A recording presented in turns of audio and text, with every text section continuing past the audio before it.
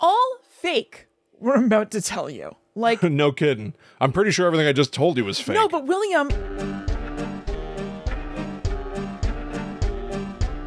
Hello, welcome to Guide to the Unknown. I'm Kristen. And I'm her little brother, William. And this week we are doing another Most Haunted House in America versus Haunted House in America Smackdown. The battle lines have been drawn. That's right. Sibling against sibling. It's like some sort of ghastly, ghostly civil war over here. That's right. Nothing and guess civil what? about it. I'm conceding instantly. So am I. Wait a minute. So, let me just say this. The last time that we did this was episode 334. It was the first time we did this. Yeah. We're on a mission to figure out the most haunted house in America. Because, as you might imagine, many, many places profess to be the most haunted house. Well, there can really only be one. Of course. So last time we pitted a couple of haunted houses against each other. This week we're doing the same thing. Yep. In fact, it was Maggie, constant listener Maggie, who specifically requested that we do another one of these. Yeah. And so I love doing this. It's fun. I love it when we start researching something that we can almost like... there's power in being able to say, it's not my fault. This episode's not my fault, right? Of course. As the hosts who are in control of everything, there's power in being able to say, not my problem. Yeah. So we each just picked a house that professes to be the most haunted. Yeah, we just did a quick goog. And I'm already picking up the vibe from you because you outright said it. The same vibe that I've got. I researched the Allen House of Arkansas and was like, this ain't the most haunted. There's no way. No, and mine is the Congelier House of Pittsburgh, and it has been largely and loudly debunked. Like, oh, really? It's pretty much all made up, this stuff. You had that last time, didn't you? I know. Yes, I did. And what I'm wondering is whether when you call yourself the most haunted house, you are opening yourself up to more scrutiny than somebody who's just flying under the radar, and so you're more likely to be debunked. That is probably true. I mean, the fact of the matter is we're putting spotlights on each of these haunted houses right now because of the bravado they had in saying they're the most haunted house in America. So yeah, they've put themselves under the microscope. Right. I also think there's a bit of like, the lady doth protest too much. Yes. If you go out there and you champion, you're like, I'm the king of all media. Right? Like, it takes like a certain amount of ego to make such a big, bold claim that I think there's a lot of showmanship going into this. But also, who's making the claim? Like, for mine, like, I don't think this house was ever really open to the public for tours and stuff like that. Oh, okay. Like, it just seems like people just started saying it. I don't think there was any profit made off of it. It just got kind of a reputation. I think, and I want to be somewhat delicate with mine because I think that everybody had good intentions, but I definitely think there was a profit involved in the Allen House. In my case, and we'll get into this deeper, but the headline that I had that was like, is the Allen House the most haunted house in America, came to us from Arkansas.com, who might have an interest in promoting tourism in Arkansas. Yeah. Right? Yeah. But then I took a look at some tertiary sources, like our favorite, the stalwart, hauntedplaces.org. Love it. Forget being the most haunted house in America. According to hauntedplaces.org, the Allen House isn't even the most haunted house in Arkansas. Oh, okay. In fact, I counted it up. Per the ranking, they came in number 42. Not great. Behind the Arkansas Methodist Medical Center, the Old State House, and I can't believe I have to say this to you, they even ranked lower than the Tilly Willy Bridge. Oh, no. I know. Not the Tilly Willy Bridge. That one stings. Yeah. So really hurting their case for the most haunted house in America when you're the 42nd most haunted place in Arkansas. Yeah, it just ain't happening. It's not looking good. It's not looking good. I would like to hear about your place first. Okay. Because you sent me a little clip last night that intrigued me so. It's like heartwarming and sweet. It was adorable. So we are going to talk about the Allen House after this quick commercial break. Okay, the Allen House in Arkansas. Again, to kickstart, I want to say, per the confusing rating on hauntedplaces.org, they gave it a 70.1. Yeah. It's pretty haunted. That's like a C-. That's not bad. It's like a C- on the haunted scale. Yeah. But let's go back to, I said that Arkansas.com themselves were like, this might be the most haunted place in America. This is how they explained it. It's, quote, located in Monticello in Arkansas's lower delta is the Allen House. It's a beautiful home with a creepy past, and some say a haunted present. Usually, this is when I leave the room because I'm a scaredy cat, but it's October, and some of you like to be scared, so I'm going to give you all the facts. Many say that the Allen House is the most haunted house in America. The story centers around the Allen family, especially the daughter, Liddell. So here we go. Okay. It's Christmas 1948, and Liddell consumes cyanide. She dies 8 days later. The room where Liddell died was sealed off by her mother and not opened again for nearly 4 decades. So that means... her in there? Oops. Yeah. There's something classy. Classy? I know classy is a weird word to use, but it's hard to describe visually. The Allen house is truly like an old mansion. Yeah. If you look at pictures of it, it looks like the murder house from season 1 of American Horror Story. Like it's like a 3-story house, but it's got those weird like circular pillar tower things on the sides. Like turret looking? Yeah, turrets. It straight up looks like a mansion. So there is something that's sort of like, maybe not classy, but classically horror-ish about somebody died in a room, so we're going to wall it off. Yeah, Just block it off. Put a bunch of drywall, put some plaster there, and then just hang a picture where the door used to be. Pretend there's no room. Right. And it's not until somebody realizes later, because they're like mowing the lawn outside and they just are bored and they count the windows. They're like, well, wait, what room is that? Yeah, yeah. That window goes to what room? To nowhere? That they find out 40 years later. Oh my God, there's another room of this house. And when they go in, supposedly the owners found a cyanide bottle on a closet shelf. Oh, man. So. Really preserving. It's like a little weird tableau. A tableau. We love a tableau. Love a tableau in this family. Our mother taught us well. Yes, the queen of tableaus. Yes. Kathy Rogers. This story largely is going to center around the Spencer family, who moved into this house in the 90s. Okay. I want to say. Maybe the aughts, the 2000s. And they discovered a good amount of like history in the home, because the Mark Spencer would later be up in the attic, and I don't know why, but he ripped up floorboards and he found love letters. Whoa. A stack of 90 love letters pertaining to a secret relationship that led Liddell to consume the poison along with a bottle of rum. Oh my God. Now, I think it's worth pointing out, as I get more into like the like historical aspect of this story, this is in some sense like a fairly familiar type of ghost story. There's a woman living in the house, Liddell Allen, and she's got this love affair with a guy who's got a shocking name, Prentice Savage. Wow. I was going to say Liddell seems like a name of the past. You don't hear a lot of Liddells. Liddell. I like it. I know. Liddell and Prentice Savage. Yeah. Had a love affair for the ages. Liddell and Prentice. My friends Liddell and Prentice are coming over. No, they're not. For game night. They will not. No. Not in this house.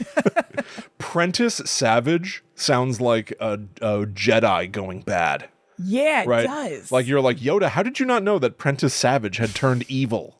His name is Prentice Savage.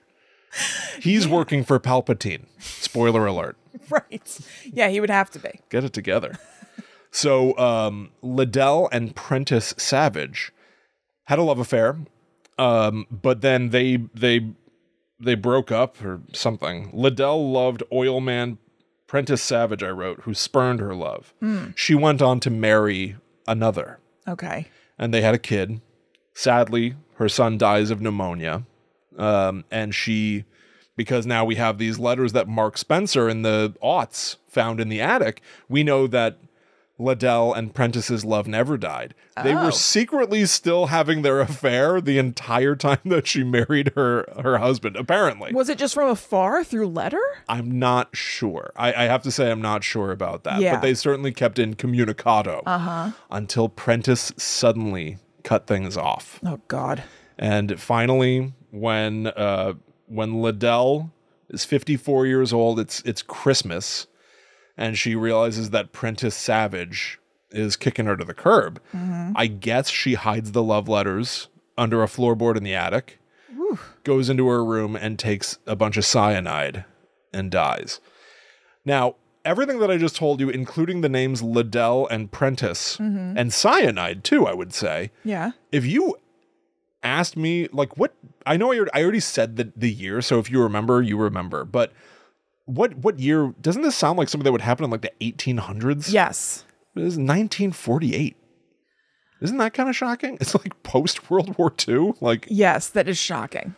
That's pretty weird to me. Yeah, I guess I would think early 1900s. Yeah, like this sounds super old. Yeah. It's not that I know that 1948 is old, but it's not that old. Right. Our dad was 17. It's weird, right? Well, our dad was quite old, but yes. I know, but still, it's weird. So, I watched an episode of a ghost show for this. Ooh, what was it? Ghost Hunters. Nice. Specifically their episode titled Undying Love from 2013. So, apparently, the Spencer family is called in TAPS, which stands for the Atlantic Paranormal Society. Yep. Because they've been experiencing a lot of different kinds of hauntings. They've seen rocking chairs move of their own accord. Mother of the family, Rebecca, says that she's seen a number of shadow people in the house walk by and stuff. She also saw, fascinatingly, a doppelganger. Oh. It was going through her spice cabinet. Oh. And it never turned around, but she was like, it looked like me. Like, it looked like my hair, it looked like my body. Never turned around. I never saw the face, but it looked like me that I saw. Weird. In the kitchen, which is wild. Their son, Jacob, thought that his brother was calling out for him, only to find out, like, oh, wait a minute, my brother's downstairs. So somebody was just calling out his name. So hauntings, like, whoa. That's so weird. I don't think of doppelgangers as being like a ghost thing. I guess I just thought of them as just sort of like a general weird phenomenon. And you're in good company because, yes, TAPS, the Ghost Hunters program hosts, were equally puzzled. Yeah. They were like, doppelgangers are weird for us. Jason and Grant. Okay. Yeah.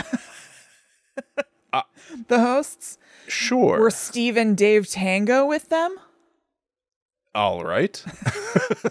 I will say maybe. Great. You know who was there? Who? Adam Berry. Oh, yeah, that's right. Which was delightful to realize. He was on Ghost Hunters at one point. Kristen and I went to a couple of years of festival things at the Paranormal Books and Curiosity shop in Asbury. Yep.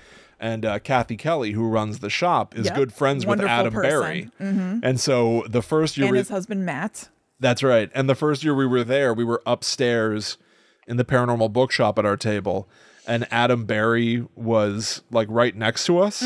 And it was just kind of neat. Yeah. He was like a fun, like nice guy. Totally. Yeah, we did Kristen and I did like the judging for a film festival thing. Yeah, the following year. And it was I'm not going to pretend we interacted too much, but like there was a fun trailer for a thing called "There's Something Not Right About That Doll" or something. It was awesome. Yeah, I can't remember. I don't remember what it was called, but the kind of like sting in it was "There's something not quite right about that doll." Yeah, it was like a haunted doll thing, and so we got to shoot a couple of jokes back and forth with Adam Berry.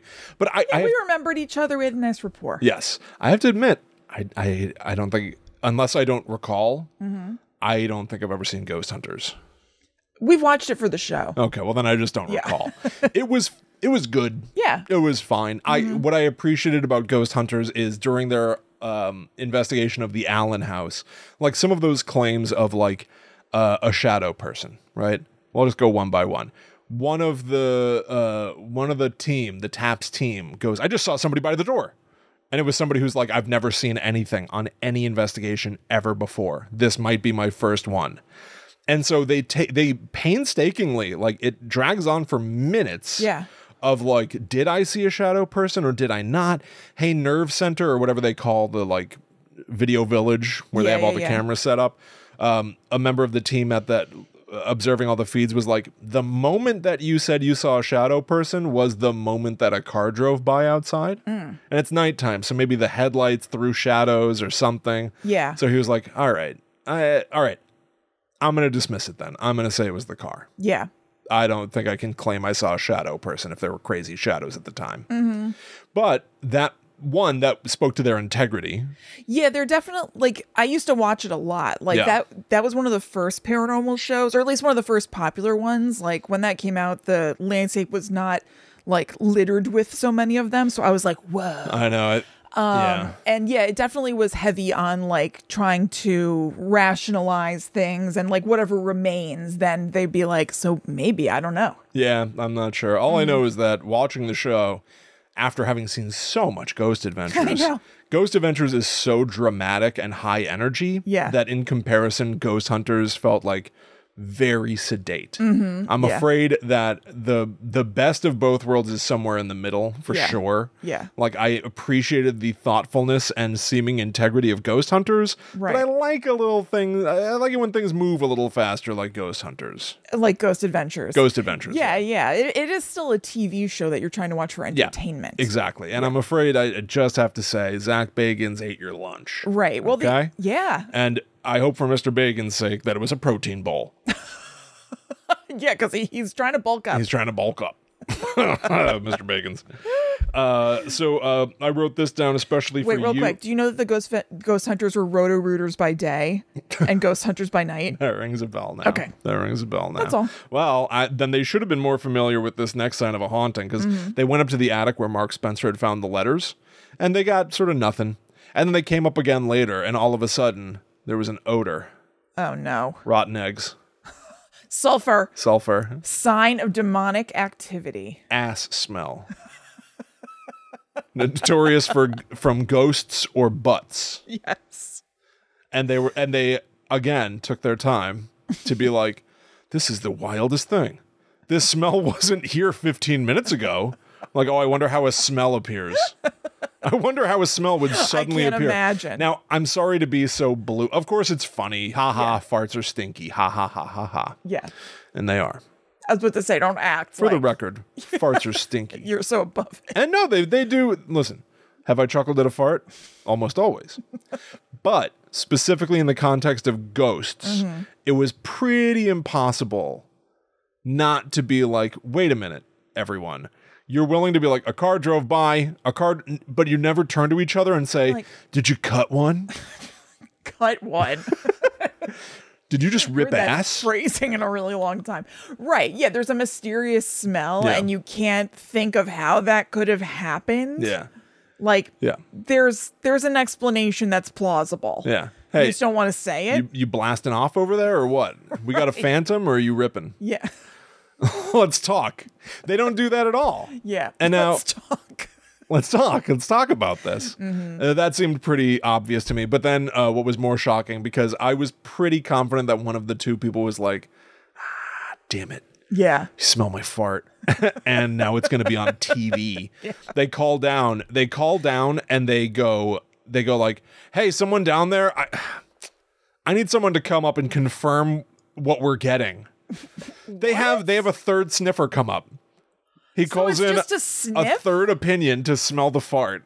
So it's not even technology. It's not even technology. It's just a face and a wrinkled nose. Yeah. Just being like, yeah, it smells like shit up there, you guys. Thanks for calling me up. Ew. Thanks. I don't want to be the person who comes up to confirm that. Hey, can you come up here real quick? It's one thing that you've already happened upon it. That happens. But somebody deliberately calls you into that. That's terrible. Yeah, exactly. That's a bad friend, an employee. That's an HR nightmare. Yes. I think a ghost cut the cheese and I need you to come up and confirm or suck in air through your nostrils about it. Yeah. No. Anyway. No. Anyway. It all concludes with the ghost hunters basically being like, yeah, no. You know what? Here's another thing they debunked. The rocking chair moving. They get a rocking chair that's moving of its own accord. Yeah. And then they just test the floorboards a little bit. And it's like, if you step over here on the floorboards, it'll make that rocking chair move. It's like, not a ghost. So everything is like, not a ghost, not a ghost, not a ghost. And it all concludes with them being like, about doppelgangers. I don't know. We don't know. Yeah. So, good luck. And it called to mind some conversations I had about it with exterminators in my neighborhood that all concluded with them being like, yeah, we don't know. It's like, why are you here? Yeah, right. You don't know? You need to find out. How do you not know? You must know. Right. Why aren't you telling me? But I watched another video about the Allen House because I just needed more information. Yeah. I watched a video, and all sources are going to be in the links on scaryfun.fun for this episode. Check the link in the show notes to go straight there. Sweet and Sour on YouTube did a ghost hunt at the Allen House, which was very delightful. Michelle and Blake appear to be a couple who go to haunted houses and talk about them and stuff. They went there to have pizza. Oh. And hunt for a ghost. They went there to have pizza. I know. They were like, we're here in Monticello. We're going to have pizza and hunt for a ghost. Oh, did they go to a restaurant? That's what I thought. But then they go inside the Spencer house, and while he's standing in the kitchen, he's like, we're going to have pizza first. Like, you're like eating pizza with the family? It was kind of cool. Listen, it was very charming. They funny. Seemed like they were like doing, it's like a smaller YouTube channel. I don't mean that for shade. I just mean for context. It seemed like they were having fun, which I very much appreciated. That's cool. And they got a lot of additional information from the family. So Mark Spencer talked about how he was a skeptic. It turns out that he is like the dean of humanities at a local college. So like, again, like integrity, right? Yeah. And he's like, I became a total believer once I heard voices in the attic. It's like, okay, interesting. And his wife also told the story of the doppelganger here, but she also went into detail about Liddell's room. So they film in Liddell's room where she took the cyanide. And without much commentary, I'm going to say things that she said. Okay. Which were interesting and I think editorializing a bit. Okay. Right? They're opinion oriented. So according to Rebecca Spencer, Liddell only took the poison when she was certain that everyone was at the house. Okay, so Christmas should be found, 1948, like right away, or for maximum impact? Maximum impact.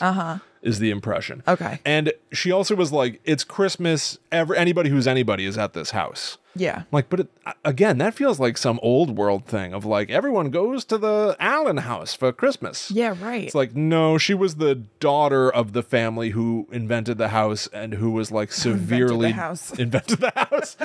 I'm a house inventor. Yeah. And clearly was Your like... Your brother-in-law is a house inventor. That's true. Yeah. I'm related to a house inventor.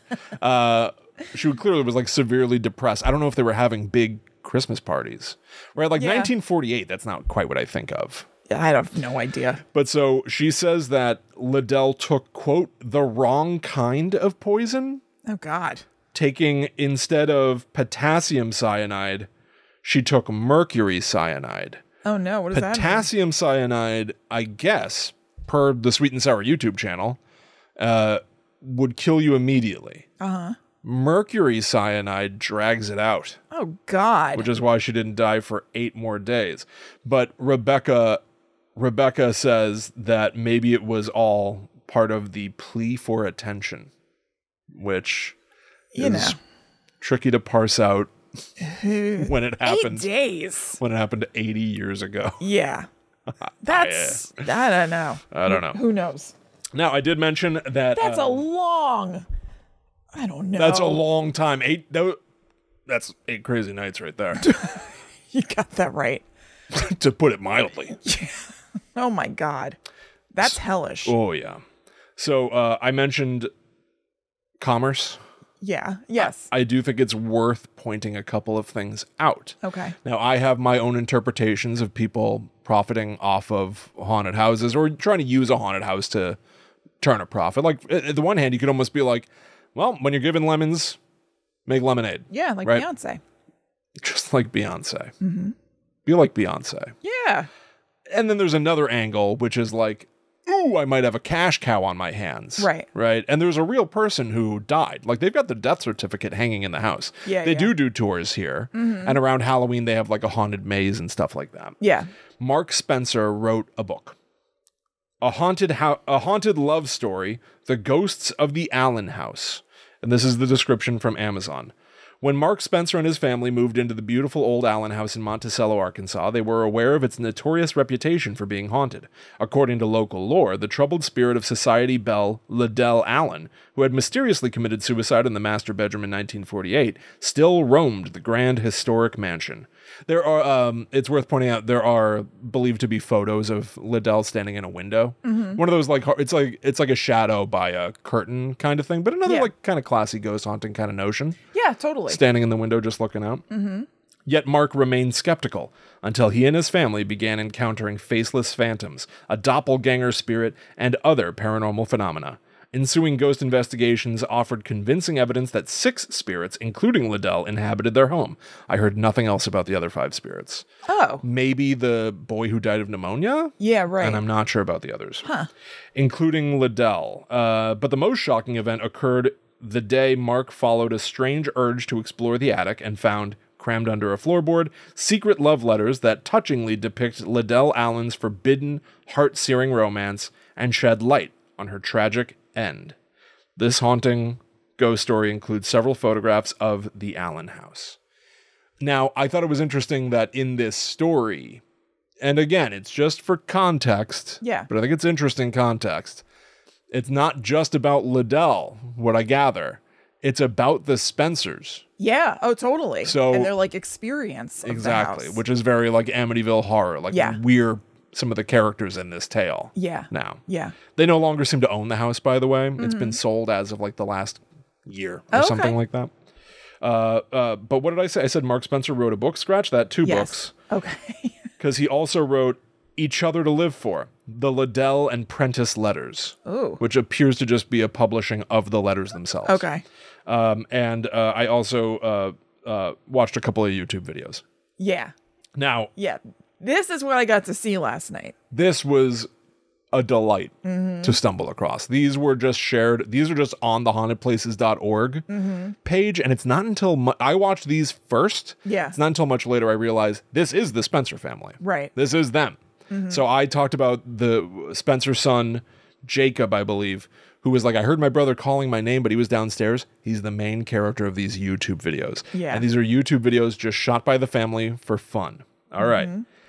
So, it's Christmas 2008.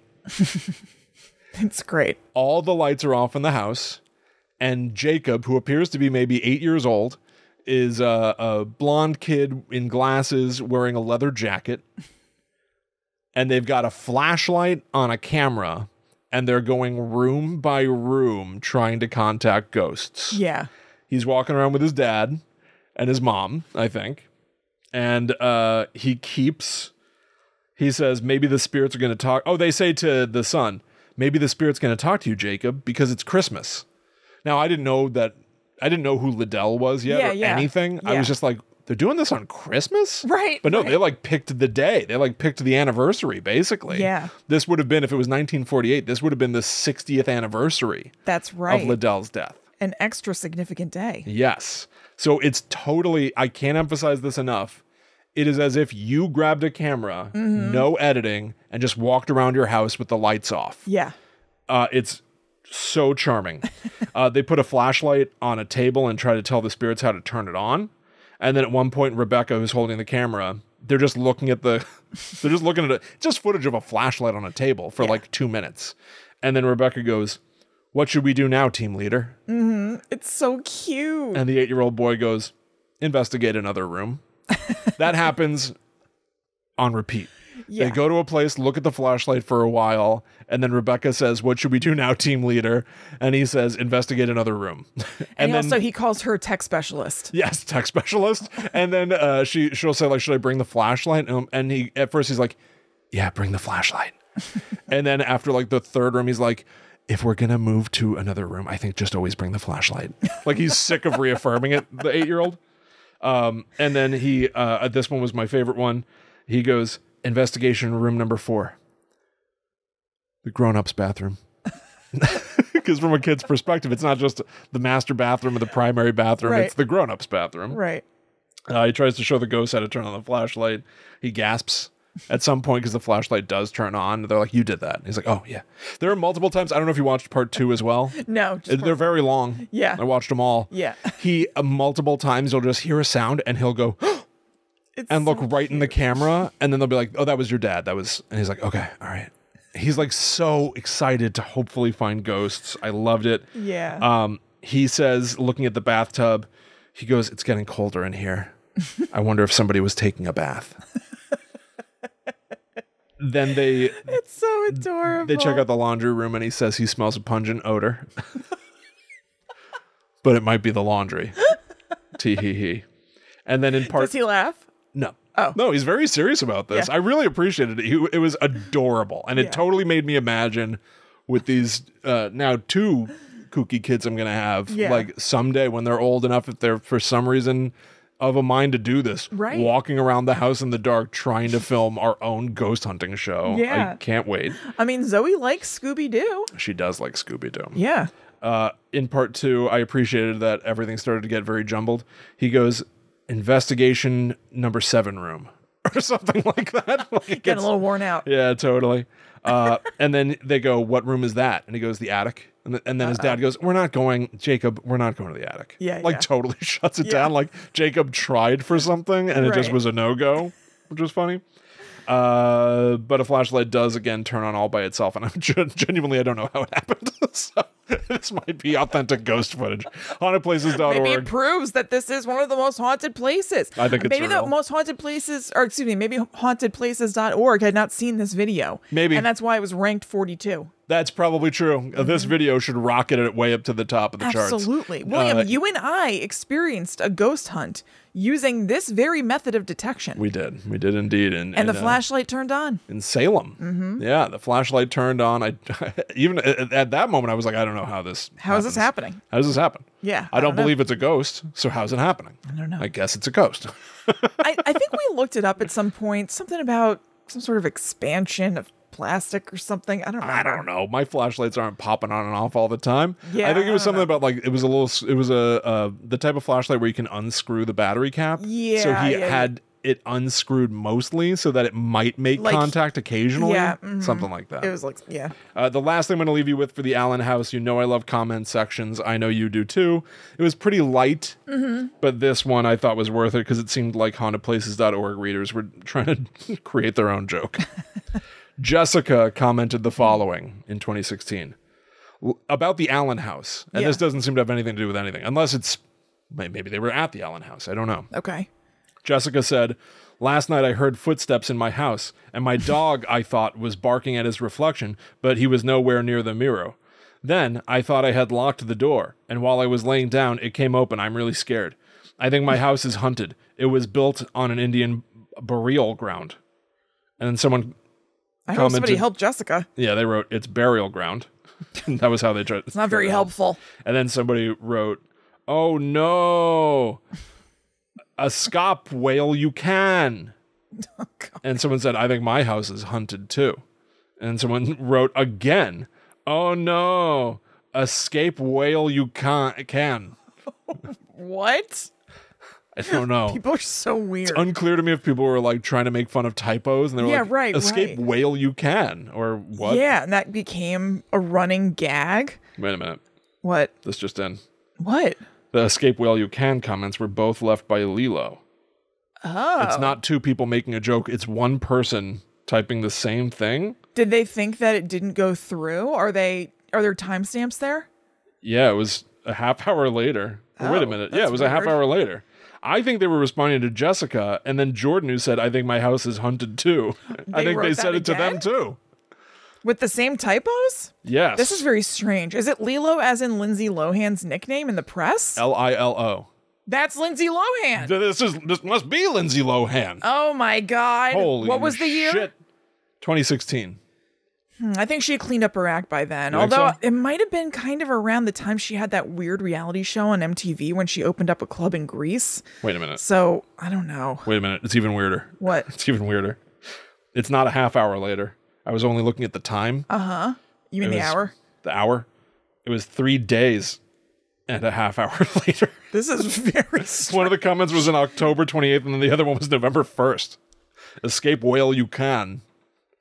You know what's also weird about that, with it being Lilo? I don't know. And it being around that time. Yeah. Famously, when she had that reality show, when she had opened up a club in Greece, she freed a lobster from a tank. Okay. Into the ocean. Okay. And it was like not equipped to live in the ocean. No. So she was having that. Did she at least take the rubber bands off? I think she did. Was it not cooked if it was from a restaurant? No, it wasn't. Took a cooked lobster off her risotto and threw it into the sea. I honestly can't remember the entire context, but I know people were like, that thing is not like, something was with it where it's like, it's not going to live out there. It's not going to be able to survive. But escape while you can. Yeah. She helped a lobster escape. Right. Or so she thought. Yeah, she did not. No. No, she threw it out to suffer a more protracted death. Definitely. So what's the connection is what I want to know. Oh my God. This Mystery just in? Mystery abounds. This just in? Zero connection whatsoever. Tortured connection confirmed.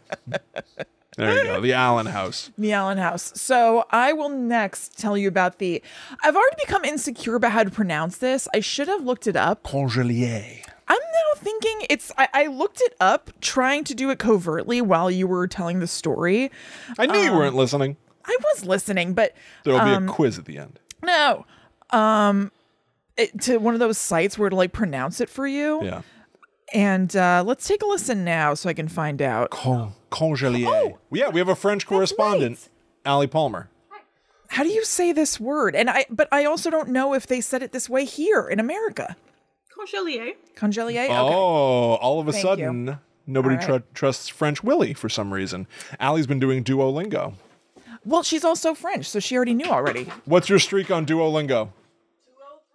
203. Oh, yeah. 203. Okay, so it is Congelier.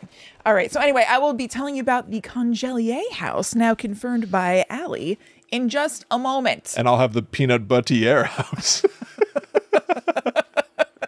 Anyway, we want to remind you all that this show is kept alive through the power of patreon.com/GTTUpod. Yes. And thank you so much to everybody who backs us over there. You know about Patreon. You know it's got a number of tiers. You know those tiers get you access to a bunch of different benefits.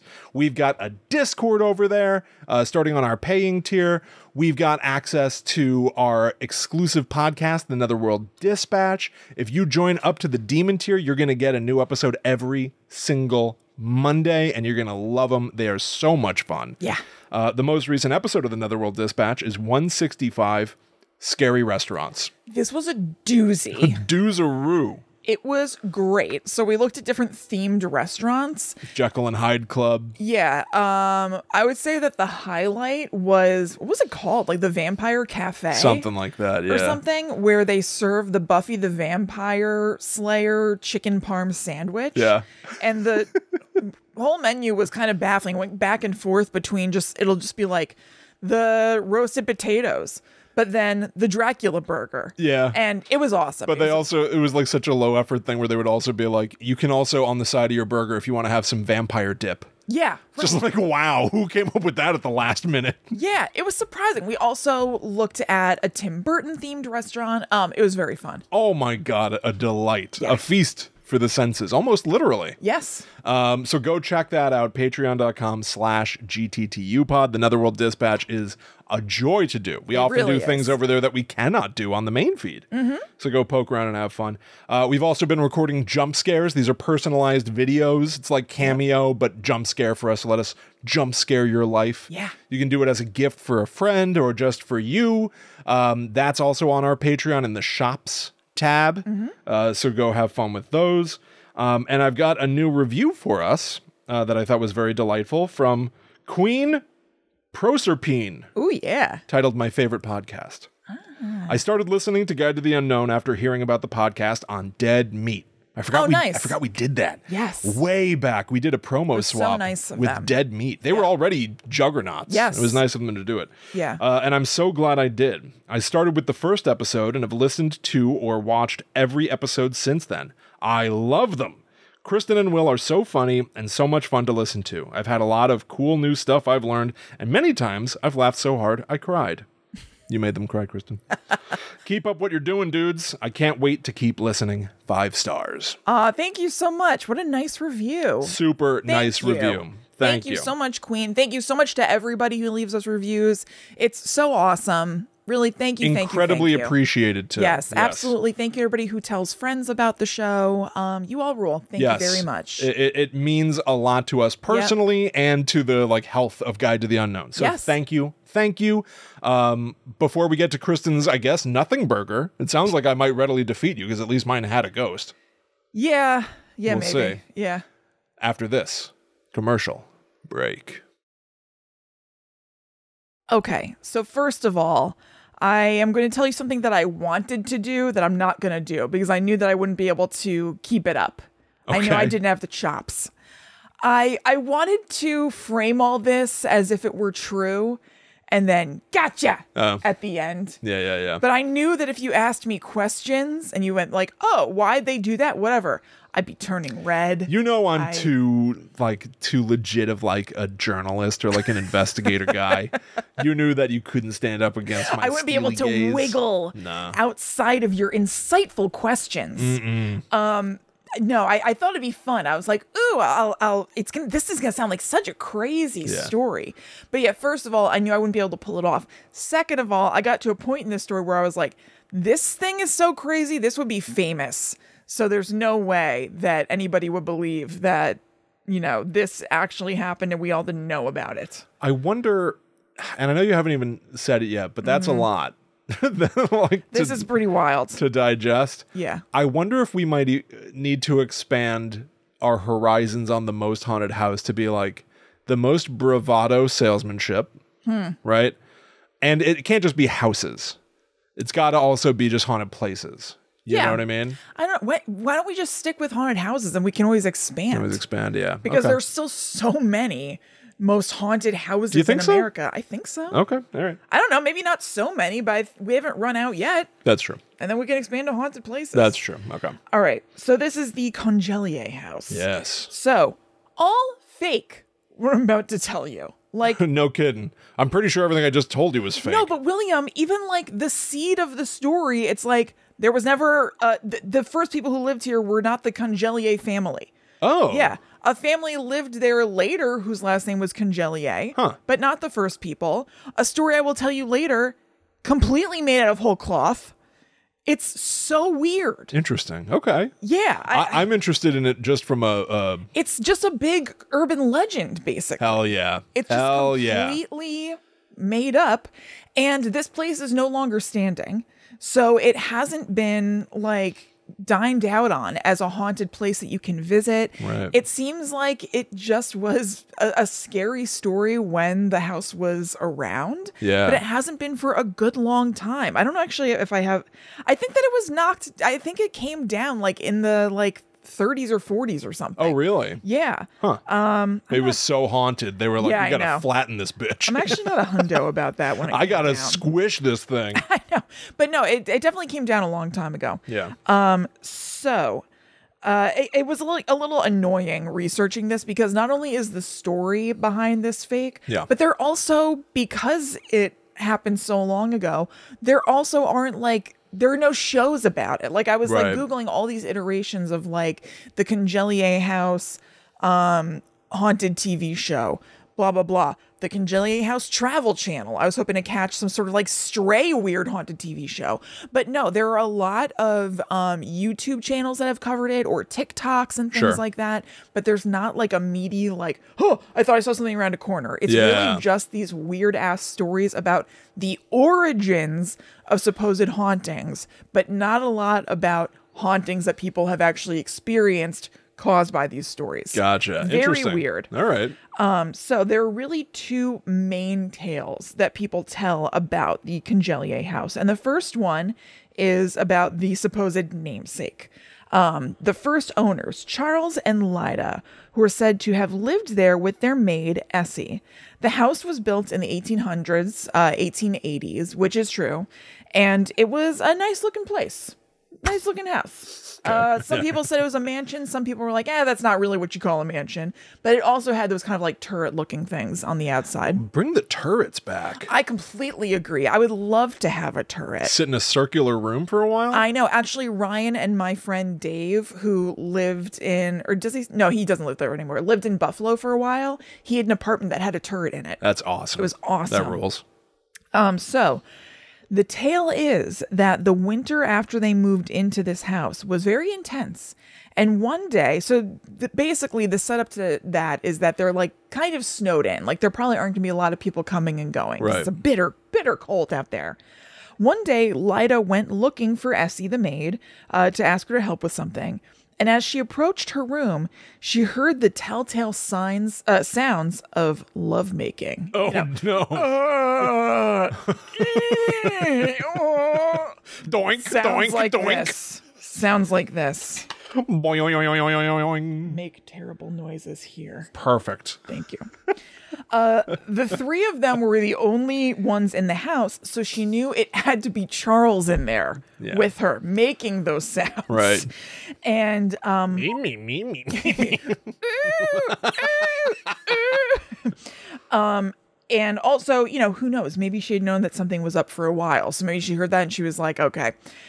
So cool as a cucumber, calm as anything, Lyda goes down the stairs into the kitchen and grabs a meat cleaver and a butcher knife. Oh my God. Then heads back up the stairs to go back to the room. And the story goes that as she ascended the stairs, she was getting more and more pissed, thinking about what was going on there. And she started screaming and like bellowing in rage, which basically tips off Charles and Essie in the room to what's going on. So they're like, oh my God, scramble to get up, try to get clothed. They're not clothed all the way. We were playing tennis. Yeah. Those noises you heard were different kinds of noises for other fun things. Are movies at home a thing yet? Yeah, no? We were playing a VHS tape. Charles and Essie, jumped out of bed. Charles goes to like open the door to get out of there, and Lyda brings down the meat cleaver on the top of his head. Oh my God. Charles dispatched. Then she stabbed Essie to death with the butcher's knife. Kills her. Days later. Problem solved. Yeah. Easy street from here on. Yeah. For Lyda. Days later, the snow has somewhat cleared up, and a family friend comes to visit the family. They walk in the house. It's like all quiet, and they're like, hello? Hello? They're not hearing much of anything. Nobody's answering. The maid isn't coming to the door. This is very strange. And they hear a faint creaking sound. So they start to follow the sound. They're like, hello? Like, what the hell is going on?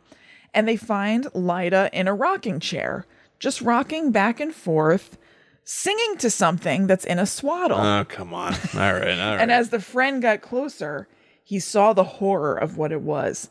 The head of Essie that Lyda was singing to. Wait a minute. Why would the it be baby swaddle? I don't know. Why would she be doing that? I don't know. She's lost her mind. Yeah. I think had you not told me that this was all horse pucky, to use a term of the era, yes, at this point, I think I would have been out. Of course. I'm like a murder. It's pretty grandiose, right? Like it's pretty simplistic. That like I bring a meat cleaver down on the top of your head. Well, I was about to say, even the fact that she went downstairs to get a meat cleaver and a butcher knife to me was like, wait, what? I know, it is weird. That's weird. It's very weird. Yeah. But the rocking in a chair singing to a thing that's like it's like over the top. It's like over the top. It's like in Blair Witch when Mike is like rocking back and forth singing the Star Spangled Banner or whatever. Yeah, right. It's just like it's a step too far. I completely agree. Yeah. So the truth, I basically already said it. It's pretty much entirely made up. It seems like the house just got that name because a later family was named the Congeliers. Had a fancy name. Yeah, so they took that like little, whoever, comes up with these sorts of stories, which is fun. Sure. I mean, it's fun. Took that like little kernel of truth that lends some credibility to this. Yeah. And turned it into this earlier origin story. I'm going to say teenagers. Yeah. Oh, yeah. I think the doing the do thing, the outlandish reaction of not just like kicking the door open and be like, what are you doing? Right. To be like, no, I'm going to go like downstairs and premeditate some murder real quick. I do like the detail of her, like she was quiet, she was calm, she went down there, but as she's going up the stairs, she's getting more and more pissed. She's like, that is fun. That's almost like cinematic. Yes. Or something. Yeah. But then the rocking singing to Essie's head, who she would have hated Like it doesn't. And also it almost seems like there's a missing detail or something. Like it feels like with that like rocking and singing that there should be thematically or something earlier in the story about how Lyda and what is his name, Charles, always wanted to have a child, but they never could. Or like Essie was like the kid they never had. Yeah. Like she was more than just a maid. She was part of the family. Right. Until you realize, no. She's not part of the family. No. Yeah, it's weird. It's completely out of left field. Yeah. So the next thing that is said to have happened are that there were that the house was converted. And that in 1892, so a number of years later, it was renovated into apartments for railway workers who were fully freaked out by it and said that they heard like ghost stuff happening all the time. Cool. So they said that they could hear the sounds of screams at night. They heard a woman sobbing and also the sound of creepy lullabies being sung. Oh, so the railway workers got the hell out of there. They would refuse to stay. Some would come and stay, and they'd be like, I'm not going to be freaked out by these ghosts. And they would leave after a couple of days. And basically, this project was unsuccessful because they couldn't keep any of these railway workers in the damn house. Wait, really? No. So there are no railroads? This entire town is just cut off from civilization? Yes. Wow, that's a shame. Pretty much. So 2 years after that renovation, it was empty again because all these railway workers were just too freaked out. Now, enter the story, which is a very messed up story, and again, not true, of Dr. Adolf C. Brunrichter. Oh my God. Adolf Brunrichter. Yes. Okay. Now, this is a story. I wonder what his deal was. Yeah, this is a story that you'll be unsurprised to hear seems to be inspired by like tales of Nazi medical experiments. I'm surprised given the name. I know. And like it's pretty gnarly and horrible. Are there in real life, I'm sure there's a nice Adolf, right? People still use the name Adolf at all? I have no idea. In stories. Yeah. Is there an unless it's like ironic to point out where it's like, my name's Adolf. I know. Yeah, I want to be a vet. You know what I mean? Like it has to be some sort of like a contrast thing. But is there, other than pointedly trying to go the opposite route, is there a single Adolf in a story who's not like a villain? In a fictional story? In a fictional story. I don't think so anymore. Yeah. I wouldn't think so. Adolf Brunrichter. I wonder if that name is just like forbidden is now. It gone? Like people don't name their kid. I have no idea. I have no idea. But I don't know if Adolf is like, is that just like John? Yeah. Right. I have no idea. Is this all garbage? Yes. The story, the entire thing. Does this man exist? No. Okay. For the rail workers, did those rail workers exist? They didn't even exist. All right. Because I at least was enjoying the idea of like, it's almost like you're living in dorms or something. Like you're having like a sleepover every night. I think they probably must have done that. I'm sure they were working, but there could have been one rail worker that's like, did you hear that lullaby last night? And now tonight he stays up a little extra late to go, hush, little baby, don't say a word. Just waiting to hear someone go, I heard it. I heard it. Maybe there's one rail worker who actually kind of likes it. It sort of helps them get to sleep. Maybe. He's like, you heard me sing my lullabies last night? Oh, shit. Damn it. The other boys are going to make fun of me. No, I couldn't really find a lot about what the actual story of this house is. I think that it's just like, it was just a normal house. All just nonsense. That just like people lived in. So it has to be multiple people who latched onto this house and just told stories about it. They had no choice but to knock it down. You're right. This would be the most haunted house in the world. Yes. Talk about the murder house of American Horror Story. It'd be like, this has like so many different layers of ghosts. So here's how the house was knocked down, since we're on this subject of it.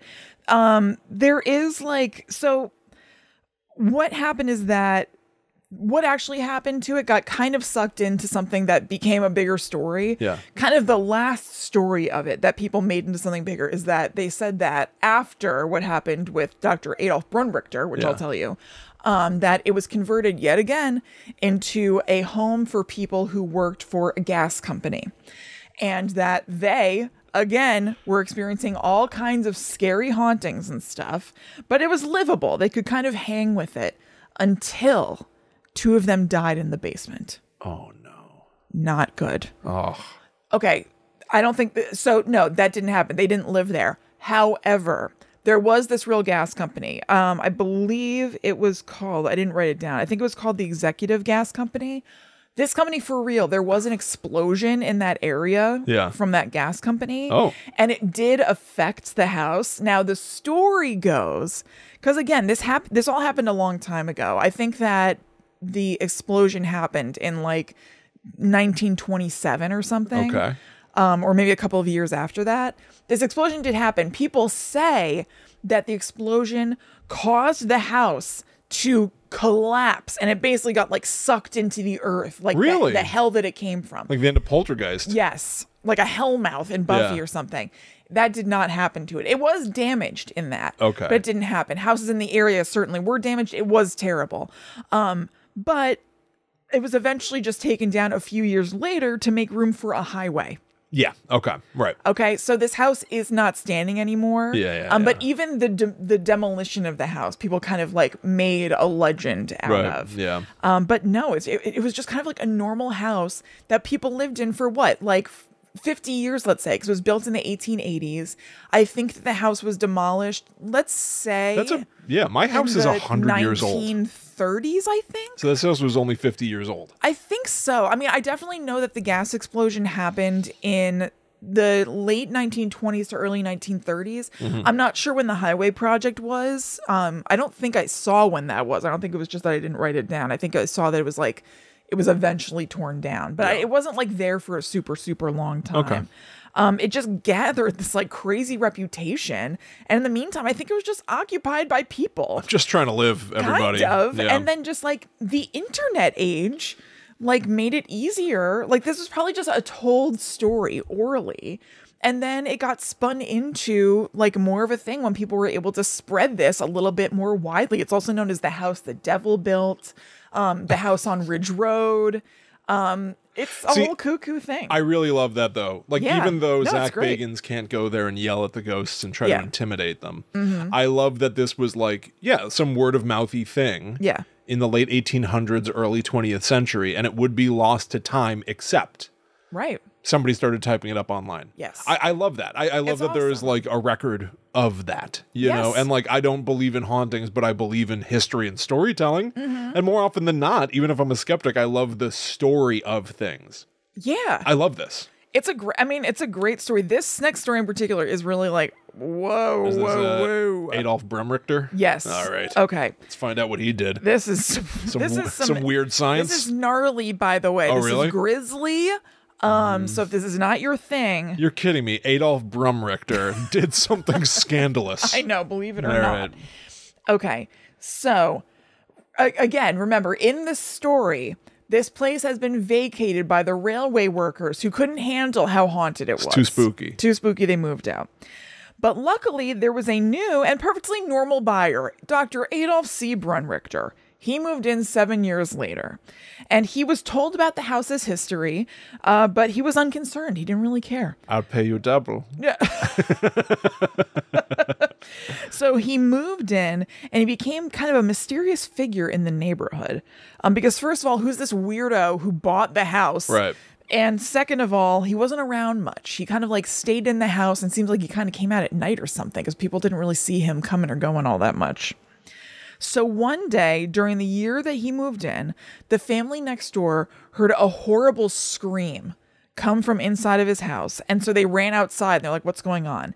And they saw this bright, like just boom of red illuminate the inside of his house. What? And then the windows shattered from the inside. They said that the ground rumbled and the sidewalk cracked. Dude. Just like an earthquake from inside his house, basically. That's the coolest shit. Yeah. That's like that one shot from Nope.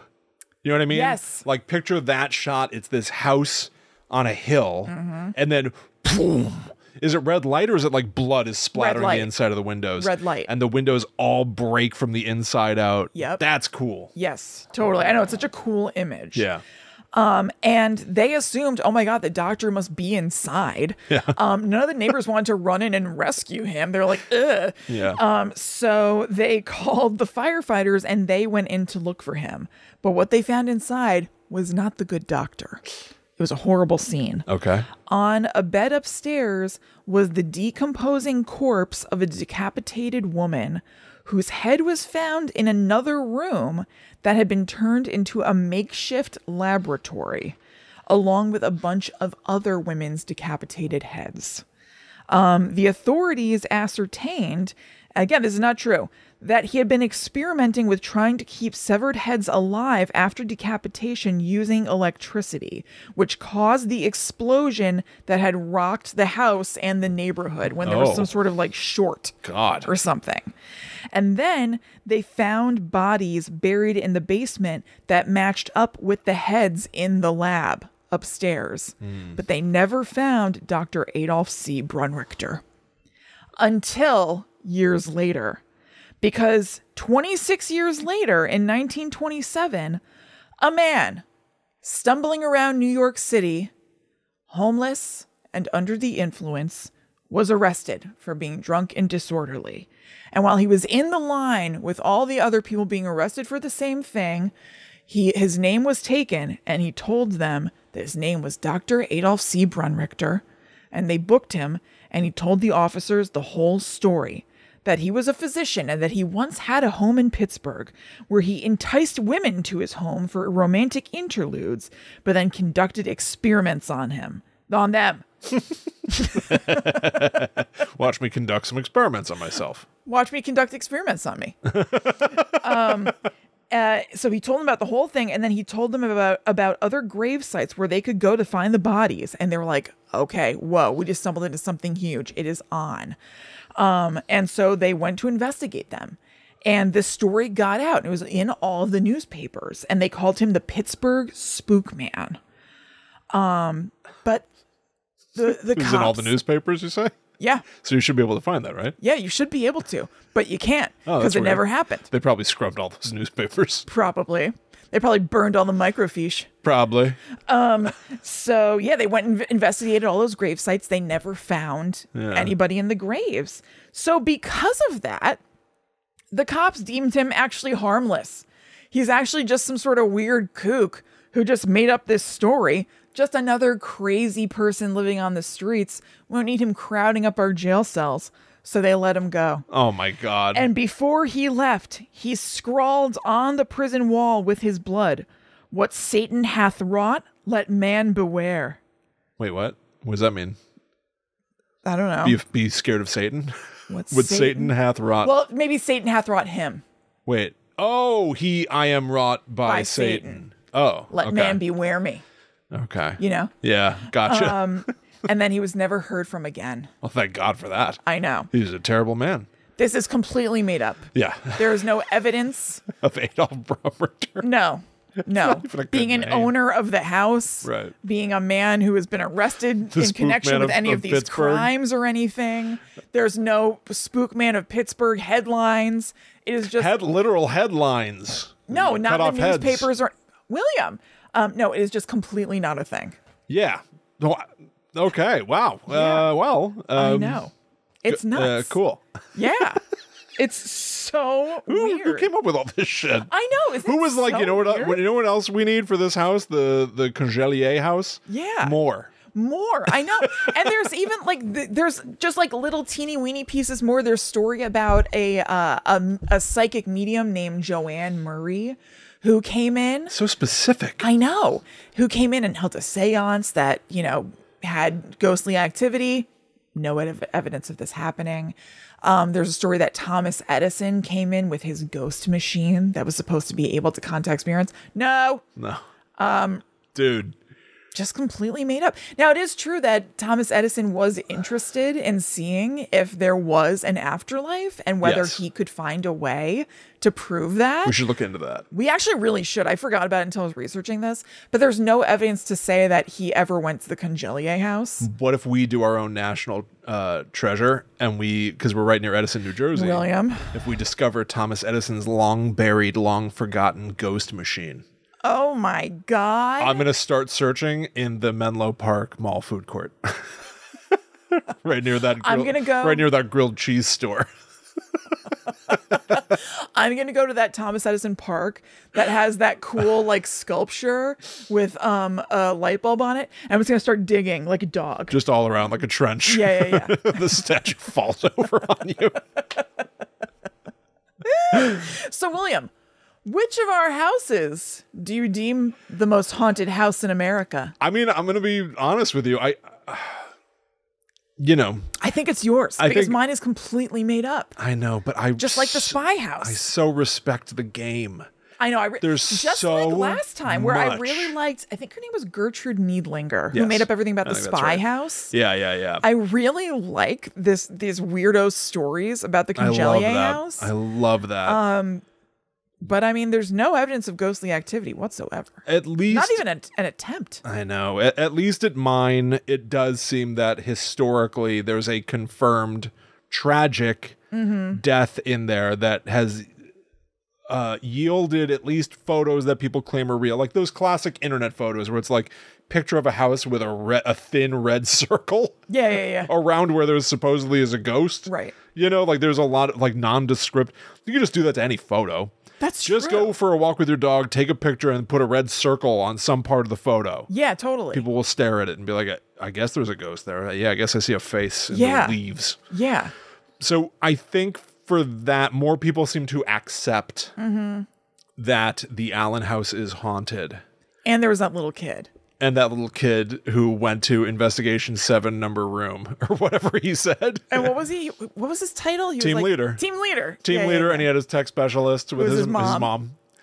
And the flashlight did turn on. Yeah. So I think I got to give it to the Allen house. Yeah, I think so. Okay. All right. Allen house moves up in our pretend bracket. Yeah, we're not keeping track of any of this. We're not really, no. It's not really a thing, but it's fun. But there you go. So 2 haunted houses, the Congelier house. I am so sorry that it loses because somebody or many somebodies in all likelihood really put a lot of work in. Definitely. To try to make that place seem like although the Congelier story scary. Itself is a little lazy. Yes, the literal Congelier of it all. Right. But there's Dr. Adolf Brumrichter. Yeah. That he shows back up in New York. Yes, the Dr. Spooky of Pittsburgh or whatever. Yeah, the Pittsburgh Spook Doctor, I think. Yeah, whatever. You gotta give them at least props. Yeah. Yeah, they get best horse shit of the day. The Congelier house. They certainly do. All right, everybody. Well, feel free to let your opinions be known. Yes. If you discover other houses that consider themselves to be the most haunted, please send them to us. Yeah, definitely. I know that the Sally house is one of them. We already covered the Sally house, but I wonder if someday we'll have to just recap to Pitt in a fight. I wonder if there's another place we've already covered that has also. And also, you know what we could maybe do with the Sally house? Like we could watch a show that covered the Sally house. Yeah, to have like more to say about it. I could read that book. Yeah. I could. Yeah. I probably won't. Right. Like, Yeah. All right, everybody. We could find a way. There are many things we could do. Of course. All right. Anyway.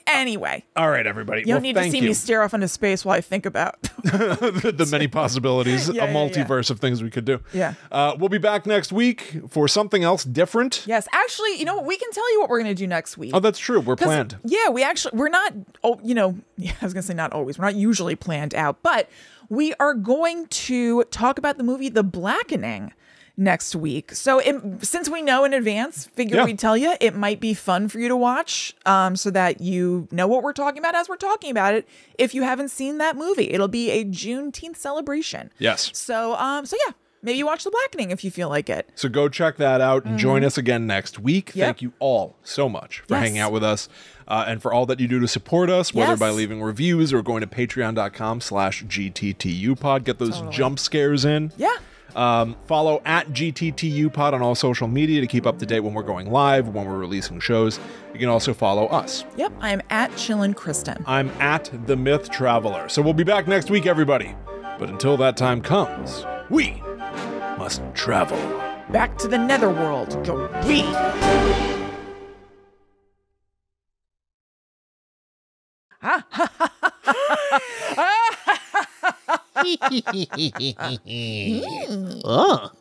Oh.